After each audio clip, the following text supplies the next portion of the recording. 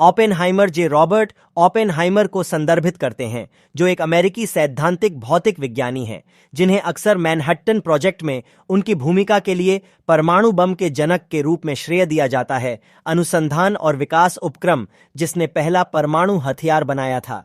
Christopher Nolan द्वारा निर्देशित Oppenheimer नामक एक फिल्म भी है, जो 21 जुलाई 2023 को रिलीज होने वाली है।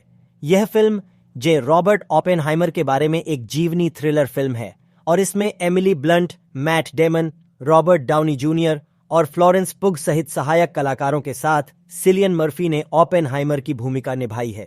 अगला प्रश्न, ओपेनहाइमर फिल्म की कहानी क्या है? उत्तर है, ओपेनहाइमर क्रिस्टोफर नोलन द्वारा निर्देशित एक जीवनी थ्रिलर फिल्म है, जो 21 जुलाई 2023 को रिलीज होगी। यह फिल्म एक अमेरिकी वैज्ञानिक जे रॉबर्ट ओपेनहाइमर के बारे में है, जो द्वितीय विश्व युद्ध के दौरान परमाणु बम के विकास में अपनी भूमिका के लिए जाने जाते हैं। यह फिल्म काई बर्ड और मार्टिन जे. शेरविन द्वारा लिखित ओपेनहाइमर की जीवनी अमेरिकन प्रोमेथियस पर आधारित है।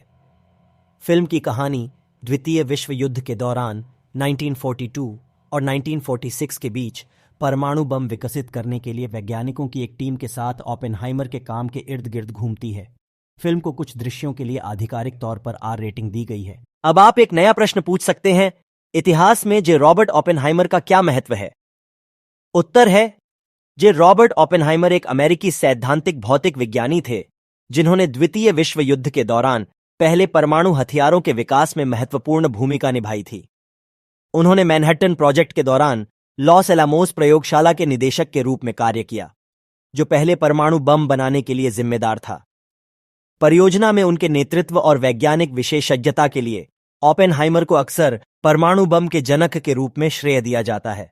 वह 16 जुलाई 1945 को ट्रिनिटी परीक्षण देखने वालों में से थे, जिसमें पहला परमाणु बम सफलतापूर्वक विस्फोटित किया गया था।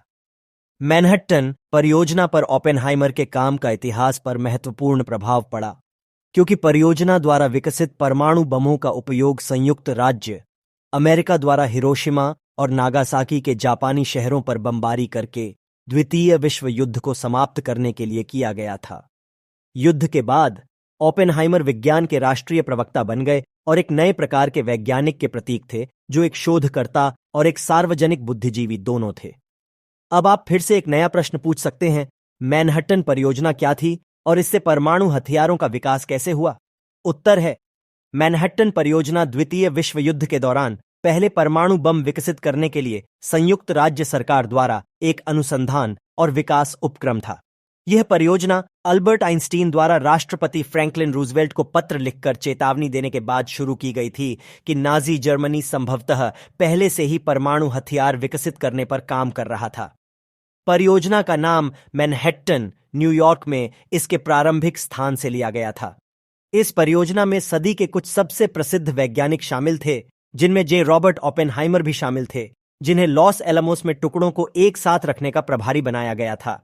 इस परियोजना में 120,000 से अधिक अमेरिकियों को रोजगार मिला और इसकी लागत लगभग $2 बिलियन थी। परियोजना ने दोनों प्रकार के बमों का निर्माण किया, जिसके परिणाम स्वरूप अंततः लिटिल बॉय एक बंदूक विधि यूरेनियम बम और फैट मैन एक विस्फोट विधि प्लूटोनियम बम का निर्माण हुआ। मैनहट्टन परियोजना ने निर्धारित किया कि अगला शीत युद्ध कैसे लड़ा जाएगा और परमाणु युग की शुरुआत की जाएगी, और पहले परमाणु बमों के विस्फोट ने एक भयावह नए परमाणु युग के आगमन का संकेत दिया।